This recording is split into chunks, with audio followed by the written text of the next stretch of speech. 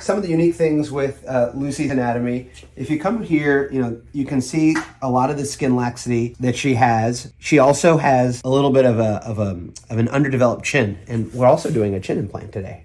And that's going to give her some strength to her jawline, extend the jawline. You can see she's kind of had some deflation of the different fat pads, especially in her mid-face. So not only are we going to be lifting that, and the vector which we lift kind of makes a big difference, but we're going to be actually replenishing some of the fat in her mid-face, her temples, and then maybe some of the fat around her mouth.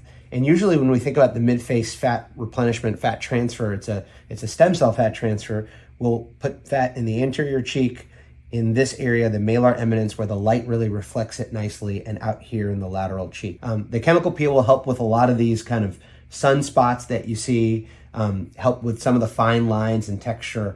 And then we're going to be doing a corner lip lift. As Lucy mentioned, she had skin cancer of her upper lip, which we reconstructed several years ago, and she really loses volume of her lateral lip. So we'll neatly hide an incision and give her some show of the lateral lip so there's some balance to that lip.